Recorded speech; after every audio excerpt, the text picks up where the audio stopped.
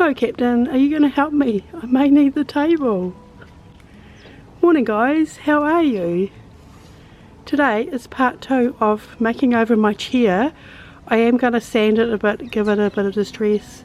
I'm not going to paint it again per se, but I'm just going to give it a tidy up, and we'll start with the upholstery, and if it just goes too long in the tidy up, I'll make the upholstery part 3. Anyway, let's get on with it, and at least the sun is shining today in my neck of the woods. Thank goodness. So this is how the chair was when I left you in the last video. If you haven't seen it, I'm going to put it at the end, in an end card, so you can go watch me getting the chair to this stage. So today we're going to concentrate on getting that back bit tidier and doing some sanding, and I'll show you my upholstery, but we might do the upholstery in a third video. I'll see how I go when I'm editing the videos, just to make sure they're not too long for you to watch, and apologies for the traffic noise. So I got some little scissors, and please just be aware I don't have any of the right tools to do this, so I'm just using what I have. So I just want to tidy this all up.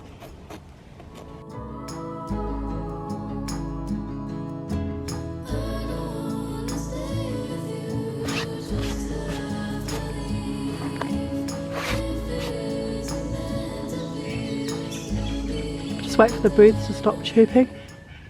So my plan is to leave the white back of it that you can't see at the moment with the rips in it, just to give it a little bit of, oh, it's ripped. It doesn't matter. It does beg the question, however, when I put the fabric on it, does it have to be a little bit ripped?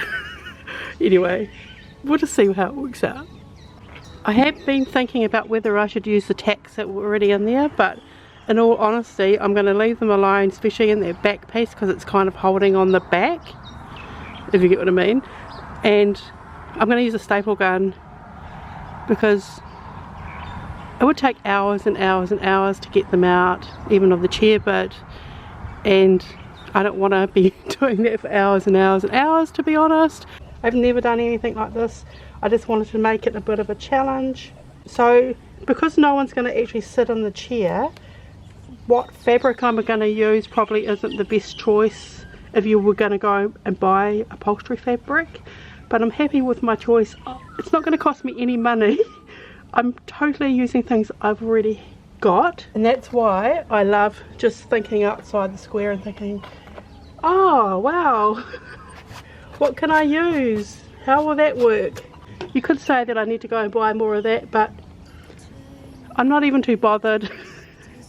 As I said, no one's going to sit in the chair. It's just like a big decor item.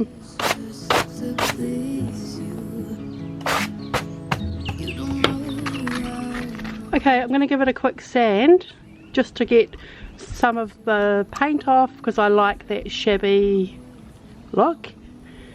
And I've already done it accidentally over there anyway.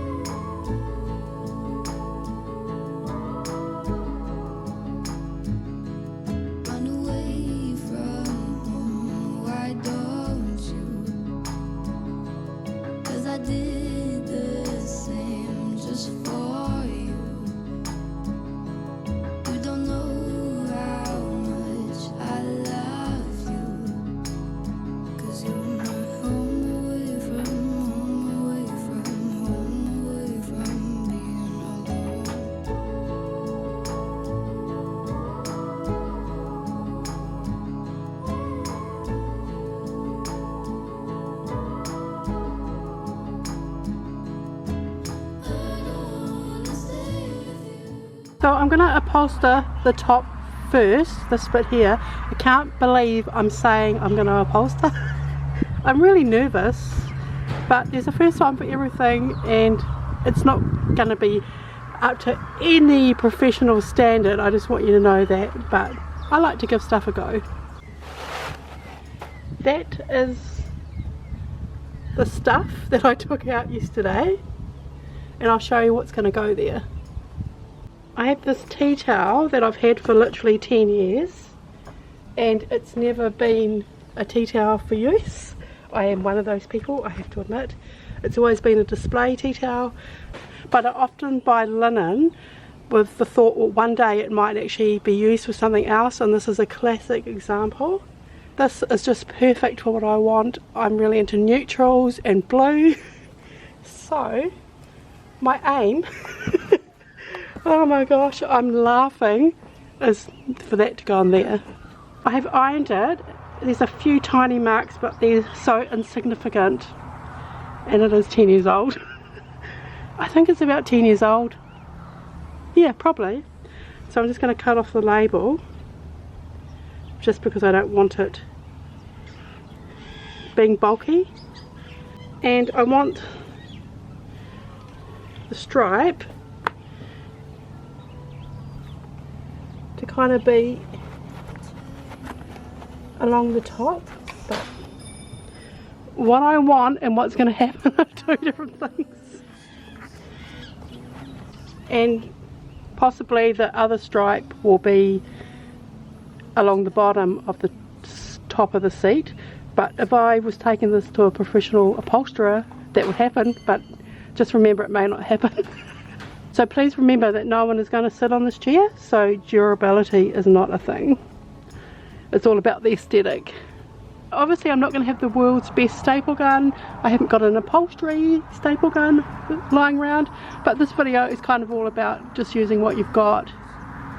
So let's put the first staple in and see what happens.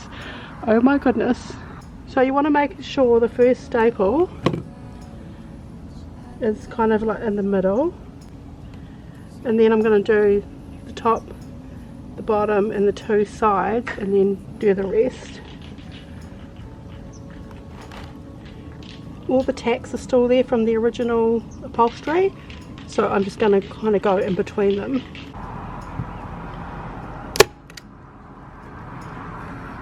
That wasn't so bad. This one's a bit tricky.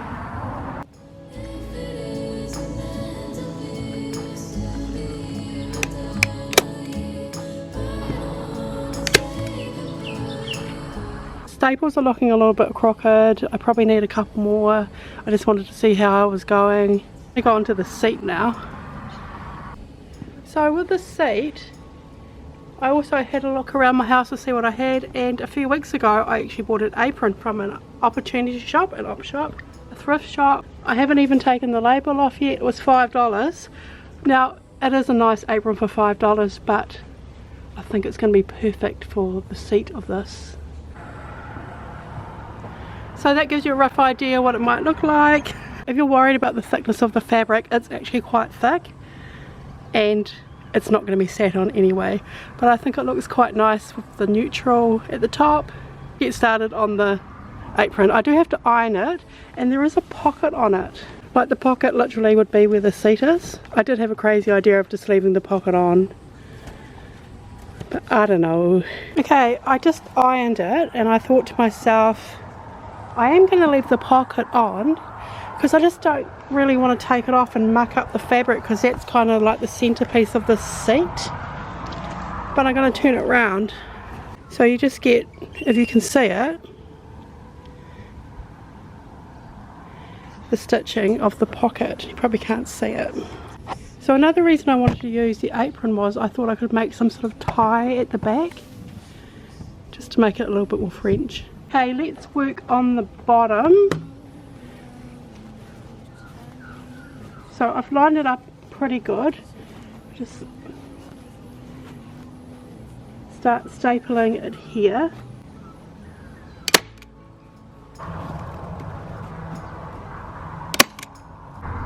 So I'm going to do the arm now, and the way that I worked it out was to fold the fabric in like that. Have to make sure this underneath stuff is not creasing.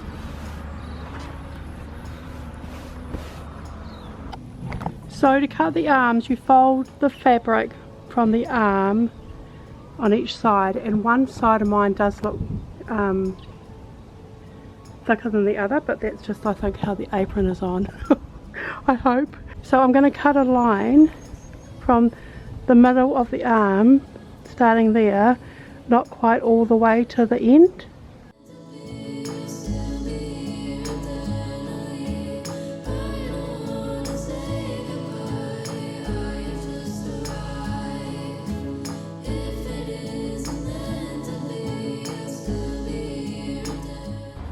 Okay, this is probably a really long video. I'm going to come back in the next video and finish it. So it's looking pretty good. No major disasters yet. So I will see you in part 3.